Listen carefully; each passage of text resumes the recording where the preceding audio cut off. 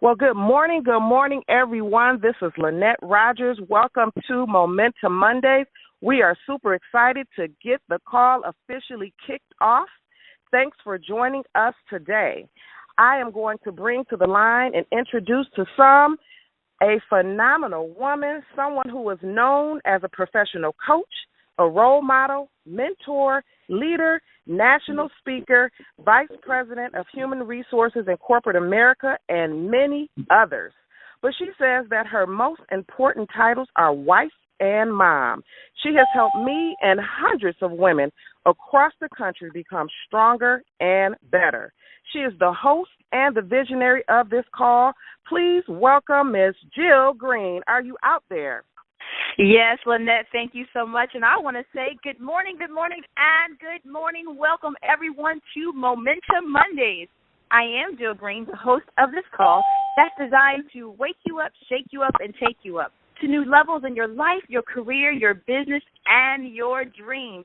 But why do we need momentum? Because it propels you forward in life, and without it, success is difficult. Now, who is Momentum Mondays for? Guess what?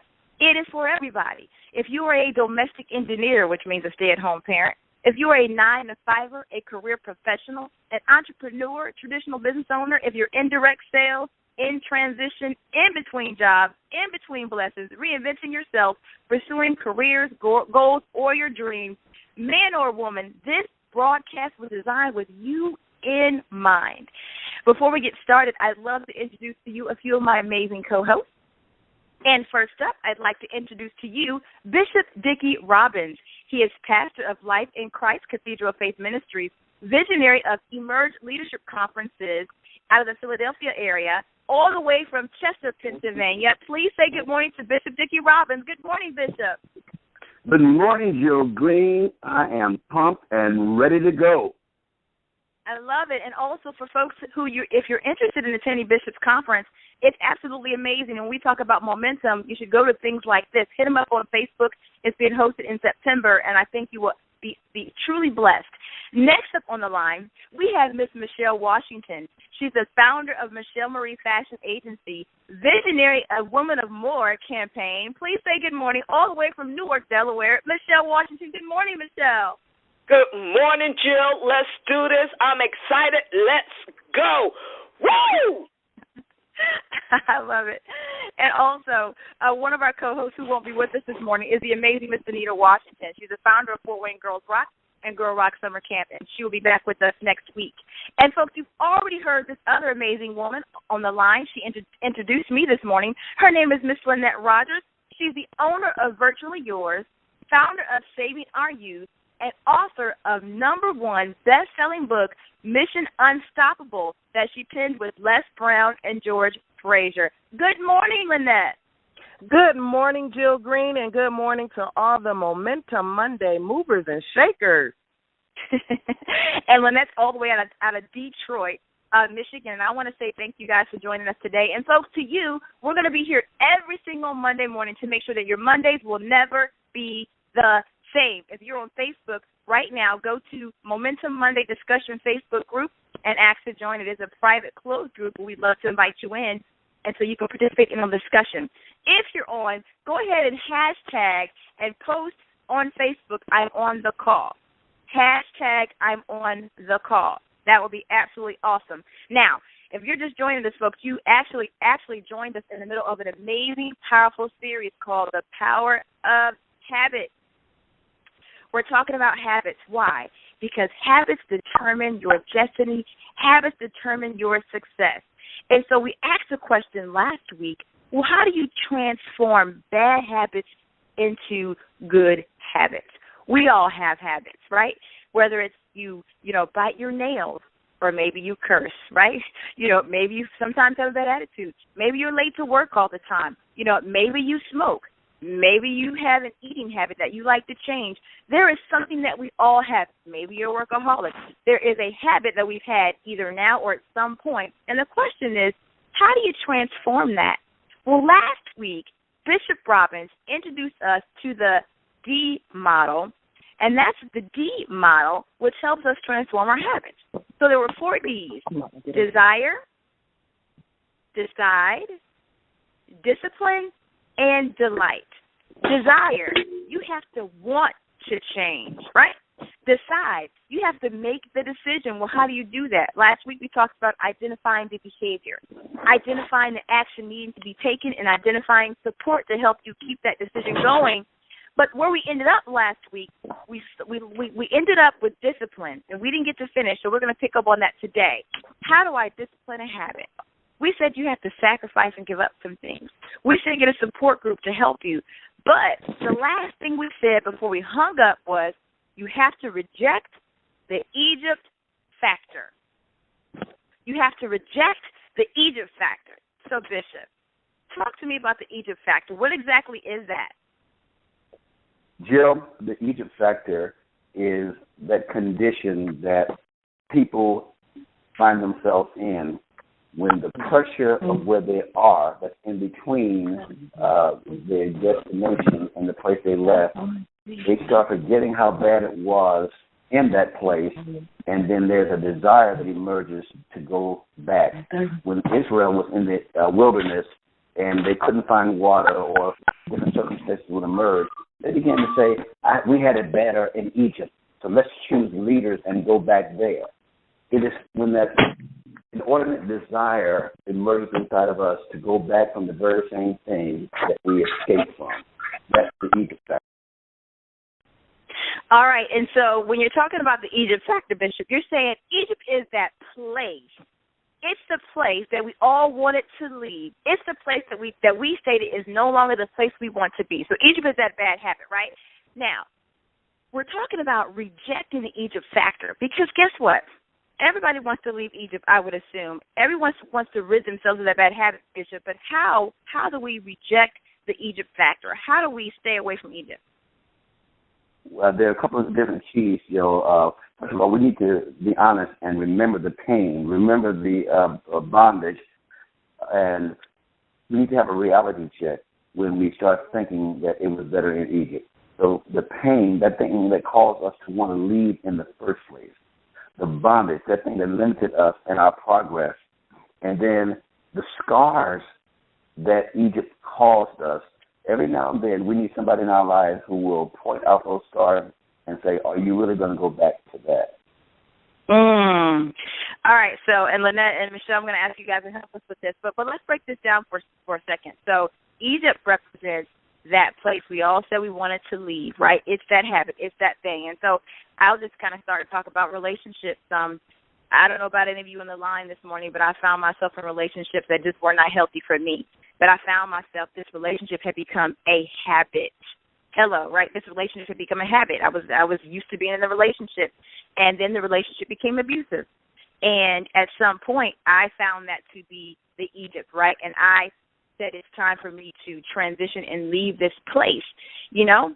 But Bishop, I have to say, and this was years and years ago before my marriage, I have to say, though, that there were things that would sometimes call me back to Egypt. Now, we're going to have a real moment this morning on Momentum Mondays. That is how we do it. And I know that there are some people on the line this morning that have a habit that has them, a habit that has a wrap on them, a pull on them.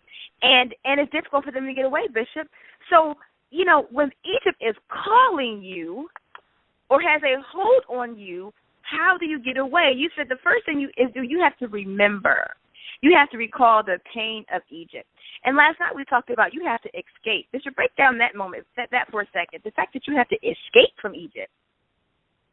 Yeah, a lot of times escape can be unassisted. If anybody who remembers the pain in the dark moment in America when there was slavery, a lot of the slaves just got fed up and they saw an opportunity and they just ran away. And even if it was going to cost them their lives, they figured that death would be better than that slavery. Others needed a Harriet Tubman to lead them out of bondage because they just didn't have the wherewithal to go on their own. But whatever is required, when the things are bad enough in your particular Egypt, you've got to find a way to escape. And it oftentimes, escape means don't look back. Don't look back. So, Lynette, now I gave a very heavy but very real example, and I'm sharing that, and I didn't it wasn't on my mind to share this morning, but I'm sure there was a reason for that. Lynette, talk to us about the example you gave when you talked about deciding to become an entrepreneur. Wow. Well, I'm excited about this topic again, and I think about when I made the decision to become an entrepreneur. And all I remember is the bondage that my jobs had me in, just that 9 to 5. I'm a single mom. I have 3 children, and I literally could not, I had no flexibility, and I answered to other people who did not care about my livelihood. And I made that all the time when I was working, I wanted to escape. I thought about and dreamed about, what it would be like to be an entrepreneur. I had a burning desire to do it, and my grandparents were entrepreneurs, so it was in me. And I finally made the decision to do it. However, I was terrified. And I got out there and I decided to, to step out on faith, but I was afraid of public speaking. I was afraid of sales, so I found myself in a situation where Egypt didn't look so bad, after, when things got tough. I start, thinking about, well, maybe that job isn't so bad, because I realized that when I was working my 9 to 5 on Friday, I got a paycheck.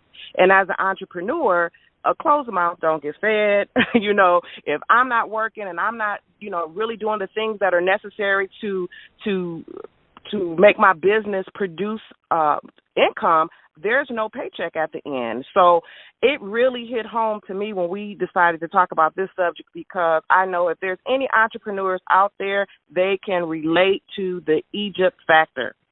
So how do we reject Egypt? Folks, thank you for joining the Momentum Mondays. We're talking about the power of habit, and Bishop introduced the D model last week, and we're talking about rejecting the Egypt factor. Egypt is the place that we want to leave, and Lynette just gave a great example of, she identified a place that she wanted to leave. But guess what, Lynette, when things get hard, when they get tough, we remember Egypt differently. We don't remember the pain of the relationship, the pain of that decision, the pain of not eating properly, the pain, right, of treating people, not the way they should be treated. We don't remember those things. We almost romanticize what Egypt used to be like. So, Bishop, now, how is it that we forget? Last night you talked about the wilderness. People forget Egypt and how awful it was because they get caught up in the wilderness. Can you break that down for us? Absolutely, Joe. Well, you understand when Israel was leaving Egypt, the destination was Canaan. That should have been an 11-day journey, but it ultimately took 40 years. There were a lot of factors involved why it took so long, but mainly it was because the people who were destined to go there had in their mix people who were not as passionate about Canaan as they were. And so every time opposition and hardship would emerge in the wilderness, it gave rise to the attractiveness of Egypt. There were those individuals who lost focus, who constantly complained about the situations and the conditions in the wilderness. There's always a transition. When Lynette left her job and she started her own business, the millions didn't start rolling in right away. There were some difficult times where you had to choose between investing in the business and feeding the kids, and that's a hard place to be. So sometimes the agony and discomfort of the wilderness causes us to look back toward Egypt and remember what was going on back there. And unfortunately, we always have a distorted view in our rearview mirror.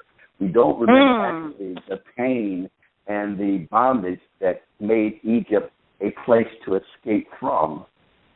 And so people have to prepare for the wilderness, which is that place between the bondage of their escape and the Canaan, which is the promise, the fulfillment of our dream.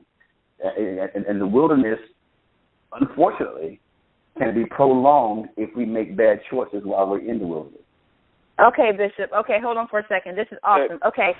So first of all, you said a lot of times we see our past, in a distorted manner, right? That rearview mirror is always a little distorted. So that also creates the opportunity for us to forget Egypt. But then you talked about the wilderness, and I want to pause right there because I believe that today on the line we have a lot of people that are currently in the wilderness.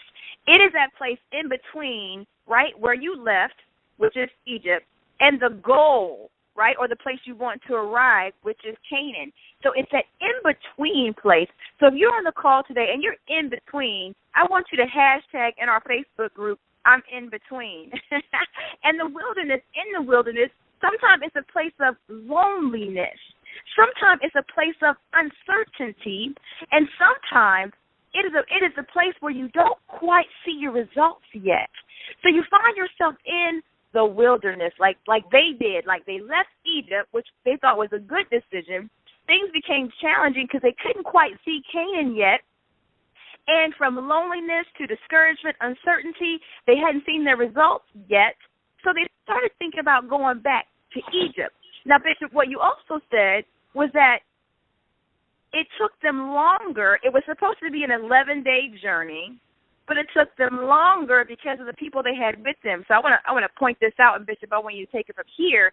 If you have the wrong people with you in your wilderness experience, you can prolong the journey. Am I right, Bishop? You're absolutely right, Jill. All the traveling companions that we have should be based on our purpose and not our preference. We should never exalt preference over purpose. When we left Egypt, we had a purpose in mind. I am going to get to Canaan because that's where my promise is. That's where my fulfillment is. That's where I will realize the results, whether it's a weight loss, whether it is a business opportunity. It doesn't matter what Canaan is for you. Everybody has a Canaan. Everybody has an Egypt. And everybody has a wilderness. We need to make certain that when we enter the wilderness as we escape our Egypt, that we're not traveling with people who are discouragers, people who are always looking back and desiring to go back. We need to have people who can stay focused on Canaan because ultimately that's where we want to arrive. I love that, Bishop. I love that. So if you have so you said the people that should be with you during your wilderness experience should be people that are aligned with your purpose. It's not your preference.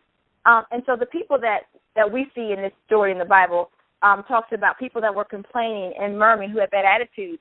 And then some things just had to die before they left the wilderness. Bishop, am I right?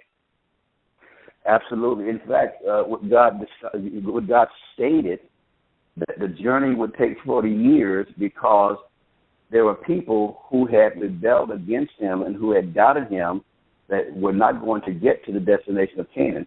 And so they were going to die in the wilderness.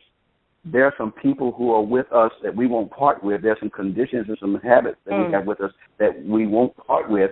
And so God will allow us to walk around in the wilderness until those things die, those relationships die, so that we can be free to go into Canaan. Because the last thing we need is to have Egypt show up in Canaan. That's good, Bishop. That's ridiculous. Love it. I love that. Wait a minute. So this is what I'm hearing. Yeah, I'm getting inboxes. There's a few people are texting me about this call today, and if you're just joining us, you're really in the middle of an amazing discussion about habits. And we're talking about leaving Egypt, which is that place that you don't want to be anymore. You've identified as not healthy for you. And you want to get to Canaan, which is it's the goal. It's the desired place of arrival. It's that weight goal. It's that health goal. It's that job goal. It's that new business. It's that new habit, that new lifestyle that you want to pursue. But somewhere in the middle, we quit. Why? We get caught up in the wilderness. And I want to pause right there because I know we have so many people in the wilderness right now. And guess what? You just go back to Egypt because it feels natural. Sometimes it's comfortable, even though it was painful. A lot of times we get used to pain. So we stay there. And then we get frustrated when January comes around and we say, man, I had new goals and I missed it again. Why? Because we did not discipline ourselves to get through the wilderness. And in the wilderness, you have to have the right people, not the wrong people. These people can't be complaining, but building you up and complimenting things along the way. And Bishop, you said that some things must die. Some habits must stop in the wilderness for you to get to Canaan. And then the one thing that I wrote down is you have to starve those habits. You have to starve that thing that holds you back. Bishop, talk a little bit about that, because I think that's going to be key today. Absolutely, Jill. There's a horrible, actually, it's an encouraging fact, but it is a stark fact. It's a wake-up call. There are some things that if we don't kill, they will kill us, or they'll kill our dreams, they'll kill our opportunity. So it's not good enough sometimes to wean ourselves from certain things. sometimes we have to literally commit murder on those things because they are trying to kill us. And we don't know how many opportunities we'll get. And if we let habits of Egypt kill promise of Canaan, we don't know if we'll ever get that opportunity again. Bishop. Wow. If we don't kill it, it will kill us. Wow. Folks, I don't know about you, but I am coming out of the wilderness. I want you guys to hashtag that. I'm coming out of the wilderness. Hashtag I am coming out of the wilderness. It's a declaration. It's not something that's just going to happen. You have to make it happen. We're talking about the 4 Ds here on Momentum Mondays, the D model. And this D model helps you transform your habits. It was desire, decide, discipline. And once you discipline your habits, and we just talked about rejecting the Egypt factor, you get to delight. And on that note, we'll have to pick up delight on our next call. Folks, this has been an amazing journey. Bishop, thank you so much for introducing this model to us. And I want to say to all of you callers out there, I'm going to ask you a question. You know, what is the habit that you might be struggling with? Identify it and make sure that you're in the wilderness with the right people. Before we go, I want to say congratulations to a very special person who's a part of our 30-day challenge group. We have a group of 35 people that joined who decided they want to take their game up to the very next level. And so every now and then when great things happen for these particular folks, I'm going to highlight them. And so I got a notice this morning that Mary Bird from Fort Wayne, Indiana, has been featured in a publication called Top 200 Amazing Black Bloggers. She is a fashion blogger and has been featured in this amazing list of other powerful bloggers. And I just want to say congratulations. Mary has been diligent during her 30-day journey and has some big goals she's trying to reach. And it's just always awesome and rewarding to see someone who puts their plan together and works toward that. So congratulations to you, Mary. I know you didn't know I was going to see that. And, folks, I want to say to you, thank you for dialing in. You meet us right back here on Monday morning, or you can come tonight to our Facebook page or our Facebook discussion group. We'll be discussing this topic further. Thank you so much for dialing in. This is Momentum Mondays. Lynette, go ahead and open up the lines. And when we do, I want everyone to... I'm coming out of the wilderness. I'm coming out of the wilderness. Thank you so much, everybody. Coming Great out of call. the wilderness. Out of the wilderness. Coming out. The wilderness is a past thing in my mind. We're out of here. Yes. Southfield. Yes. I'm coming out of the wilderness. I'm coming out of the wilderness. Yes, absolutely. I'm coming out. Coming out. I'm coming out of the wilderness. I'm coming out.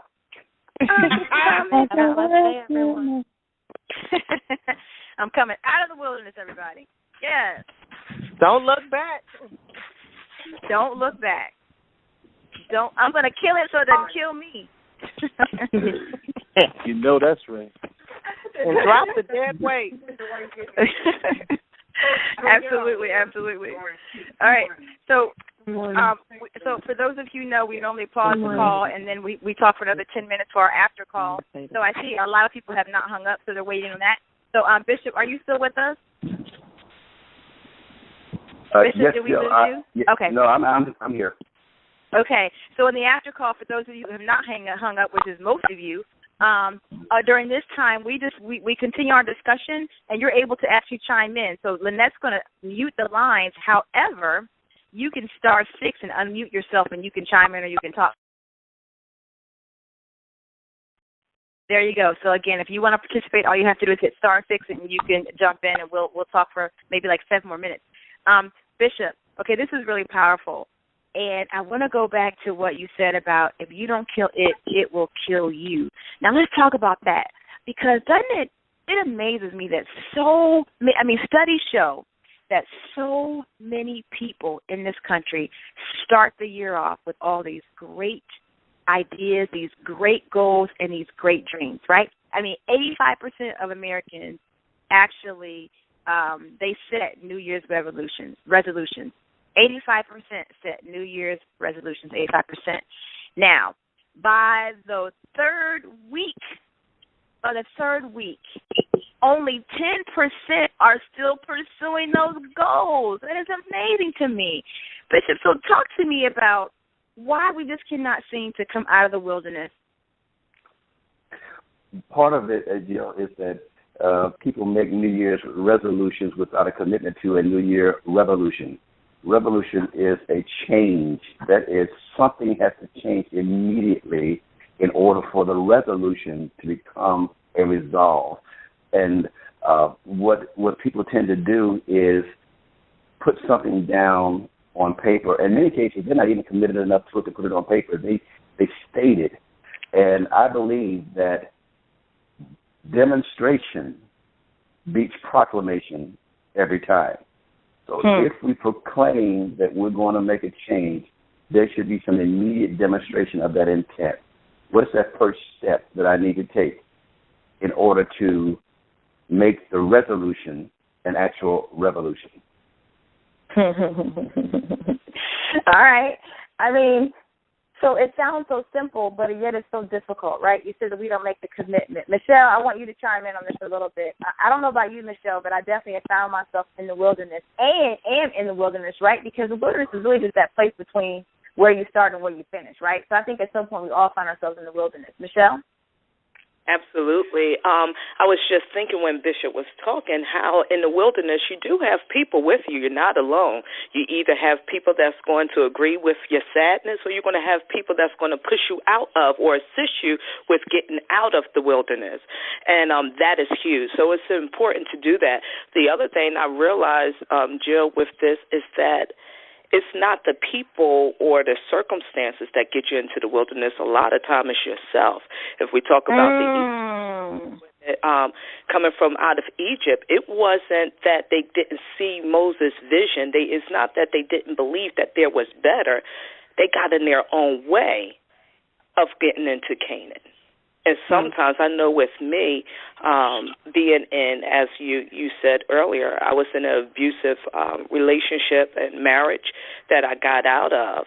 And the relationships after I got out of marriage, it wasn't as abusive, but there were abusive tendencies that I was choosing.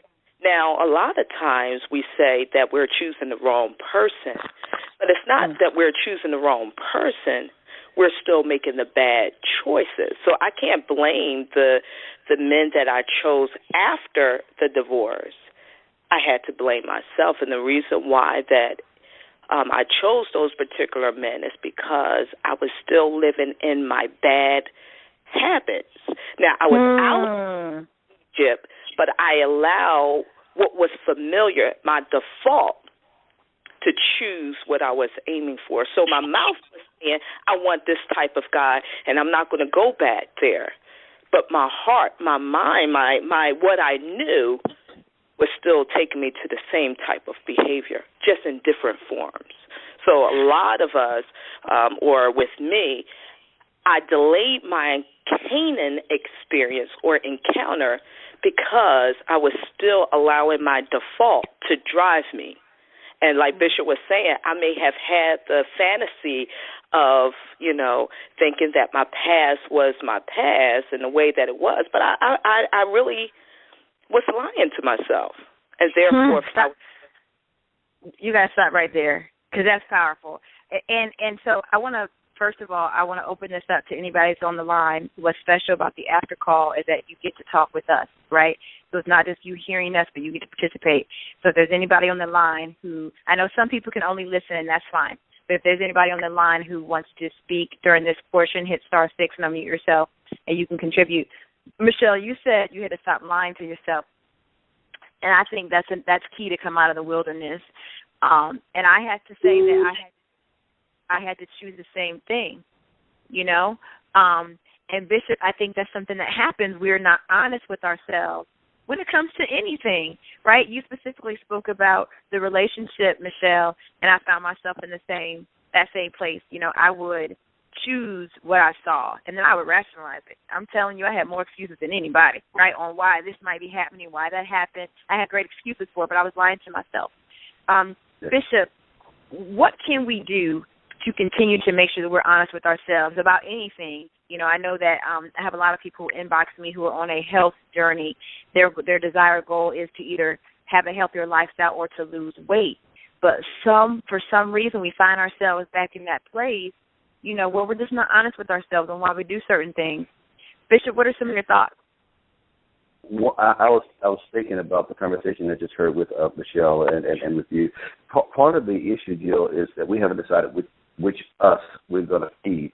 If you think about somebody with weight loss, are you feeding the person that you don't want to be anymore? Or are you feeding the person that you have desired to be and that you are determined to be? So we have to realize that the appetite of the new person may be weaker than the appetite of the old person. In other words, we still crave what we fed ourselves before. And so we have to make certain that what I'm feeding, the appetite that I'm feeding, is the one associated with the person that I want to be. So that's going to be the healthier stuff and not the stuff that I have grown accustomed to. I may have to learn how to cook some new dishes. I may have to do some prep at night so that I can eat the following day. So some things that have to happen in order for me to follow through on the commitment that I've made. It's not automatic. What got us into a lot of the fast food, junk food eating is because we didn't prepare in advance and we didn't plan in advance, so we got hungry and we responded to the hunger rather than the goal. That's powerful. And I promise you'll see golden arches out there when you are hungry, or you'll see the golden arches that will prompt hunger. Bishop, say that again. Somebody missed that. You got to say that again. Okay.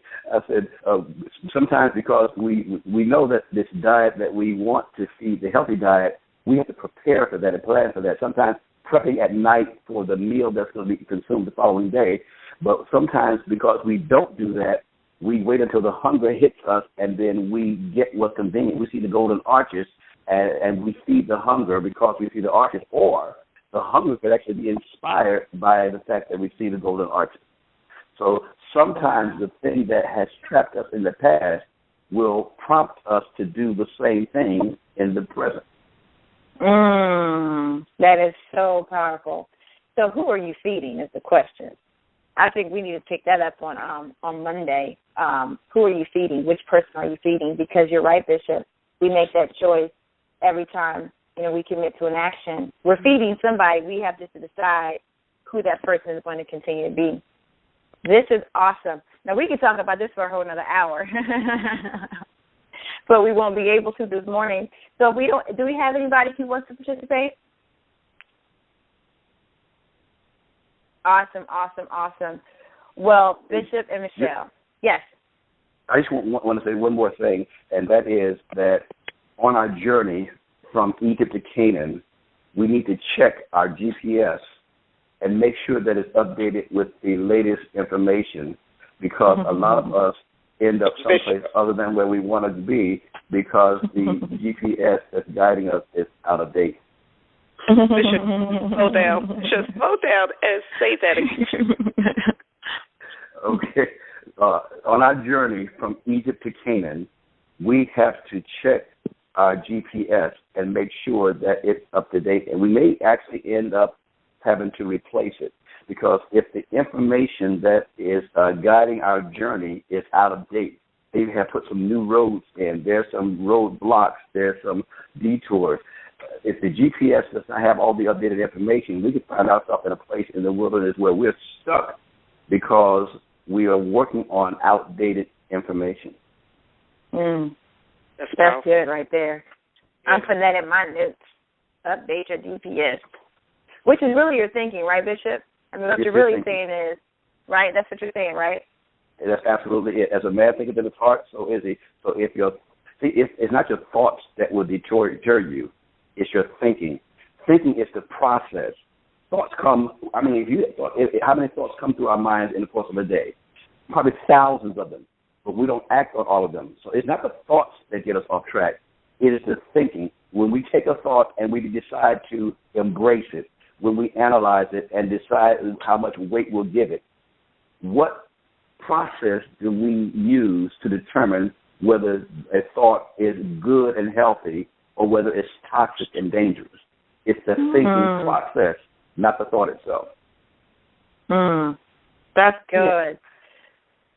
I would like to say something. Like any guide that Bishop needs to work on. I think that's a new project for Bishop. I'd like to say something. Okay. It's I found that we don't. What's your name? Forget. My name is Denise. Hey, Denise, where are you calling from? Chester, PA. Hey, okay, Denise, go ahead. I found that we can't forgive ourselves about things that have happened or that we have gone through in our past. And we need to learn on an ongoing basis that the forgiveness comes from Jesus. And that if we're in Jesus, we're already forgiven. And being forgiven, we can go forward. Because every day we're being cleansed by His blood. And the thoughts that come to us are, of course, we know they're from the enemy. And anything he says is null and void because of the blood. And so I found that even if I do something today that is not right or say something that's not right, I'm forgiven. And I don't have to carry nothing that has been happening in the past, even if it happened today. And the grace of God continues to take us forward. Now, my problem is I am a procrastinator. You're what? A procrastinator. Okay. I will put things off 50 million times for 50 million years. And that is what I'm looking to do. I'm doing some projects, right? I'm doing projects right now, and because of things happening in my life, it took me off track. Okay. And so I thank you that I'm hooked up with you guys. Awesome. To help me stay on track. Absolutely. Well, we are delighted to have you, Denise, and thank you for chiming in. And so, yes, procrastination is definitely something that can be found in the wilderness, right? Procrastination is it's that activity that robs a lot of us from our goals or from reaching, our goal state or our Canaan. And so I think that applies. Actually, I did a study on procrastination, and over 80% of people in the country deal with it chronically. So, but guess what? There's a solution for procrastination. It's not something that cannot be cured, but it comes with planning. It comes with new habits and all that great stuff. So the good news is you're starting a new habit with us every Monday morning. That is the right step in the right direction. And then, of course, accountability. You need accountability. But before accountability, you need a plan. If you don't have a plan or set goals, then, procrastination will always be your friend. So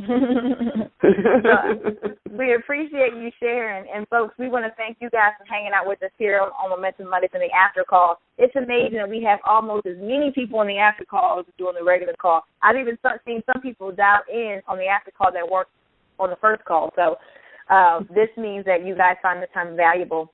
And so to my co-hosts, Bishop Robbins, Michelle, and Lynette, thank you so much for serving with us this morning and investing your time to make sure that people have things to think about that can make them more productive. Absolutely. Awesome. Okay. All right, so ladies and gentlemen, it's all hearts and minds. Any last words from my co-host before we hang up? Just have a marvelous day filled with momentum. And stay committed no matter what. Stay committed no matter what. And my last words, don't fear, don't fret, don't faint, and don't forget. The promise is there. Oh, I love that. That's a hashtag moment, it sounds like. All right, everybody, have a fantastic Momentum Day. Goodbye, everybody. Right.